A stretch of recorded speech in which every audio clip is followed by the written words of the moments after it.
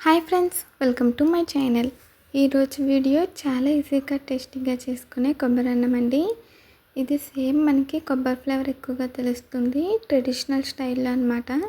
చాలా బాగుంటుందండి, సింపుల్గా చేసుకోవచ్చు, తక్కువ టైంలో అయిపోతుంది. వీడియోని అయితే స్కిప్ చేయకుండా చూడండి. ఫస్ట్ టైం వంట చేసే వాళ్ళు కూడా ఈ విధంగా అయితే సింపుల్గా టేస్టీగా చేసుకోవచ్చు. ఇప్పుడైతే నేను రైస్ని కడిగి నానబెట్టేసానండి. ఒక అరగంట ముందు నానబెడితే సరిపోతుంది. నేనైతే మామూలు రైస్తో చేస్తున్నాను. తర్వాత కొన్ని కొబ్బరి ముక్కలు తీసుకున్నానండి. నేనైతే ఒక కొబ్బరికాయ తీసుకున్నాను.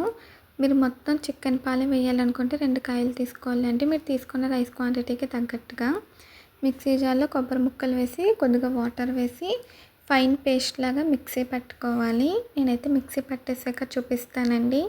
కొబ్బరి అన్నం కోసం మనకి కొబ్బరి పాలు అయితే కావాలి. ఆ కొబ్బరి పాలు కోసం ఈ ప్రాసెస్ అయితే చేసుకోవాలండి. ఇప్పుడైతే మిక్సీ పెట్టేసాను కదా, తర్వాత ఒక బౌల్లోకి కొద్దిగా వాటర్ వేసాను. వాటర్ వేసి హీట్ చేసుకోవాలండి. లైట్గా హీట్ అయితే సరిపోతుంది. ఇలా హీట్ అయిన వాటర్లో కొబ్బరి పాలు వేసేయాలండి. కొబ్బరి మిశ్రమంతో పాటు వేసేయాలి. వేసేసి 1 నిమిషం పాటు బాయిల్ చేసుకోవాలండి. కొంచెం పొంగు రానివ్వాలి. అప్పుడు మనకి టేస్ట్ అయితే బాగుంటుంది. కొబ్బరి పాలు కూడా బాగా వస్తాయి అన్నమాట.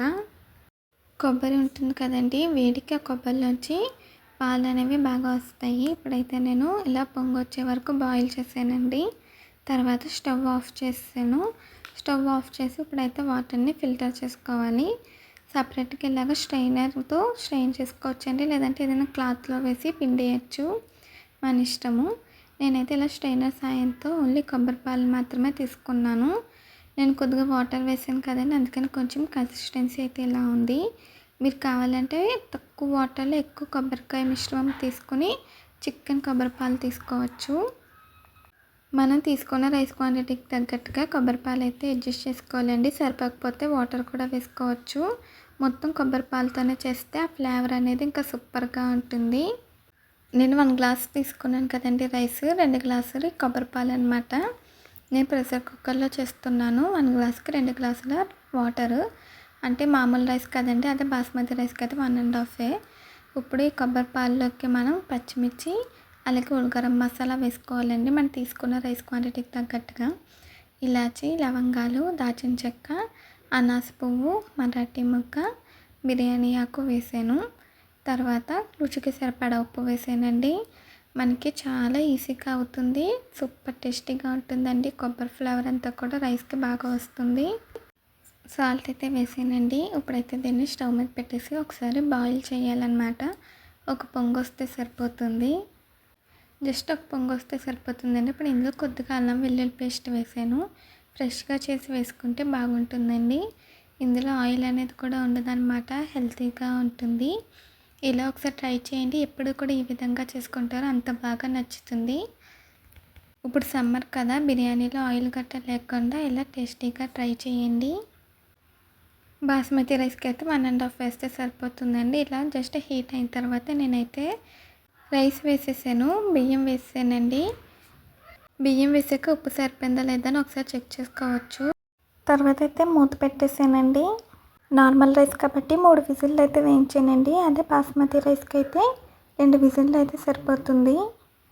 మూత పెట్టేసానండి. 3 విజిల్లు వచ్చాక స్టవ్ ఆఫ్ చేసేయాలి. తర్వాత ప్రెషర్ పోయేంత వరకు మూత తీయకూడదండి. ఈ కొబ్బరి అన్నంకి మనకి వెజ్లోకి అయితే ఆలు కుర్మా సూపర్ కాంబినేషన్ అండి. నాన్ వెజ్ అయితే చికెన్ కర్రీతో చాలా బాగుంటుంది. నేనైతే మీకు విజిల్లు వచ్చేసాక చూపిస్తాను. చూడండి ఫ్రెండ్స్, ఇప్పుడైతే విజిల్లు వచ్చేసేయండి. ప్రెషర్ పోయింది. 3 అయితే వేయించాను. నేనైతే ఇందులోకి మిల్ మేకర్ కర్రీ అయితే చేశానండి, masala curry. Meal maker curry కూడా సూపర్గా ఉంటుంది. మూత తీసానండి, మంచి స్మెల్ వచ్చింది. చాలా బాగుందండి. చూసారా, పొడి పొడిగా చాలా పర్ఫెక్ట్గా వచ్చింది. అసలు ఆయిల్ లేకుండా చేసాం కదా, చాలా బాగుంటుంది.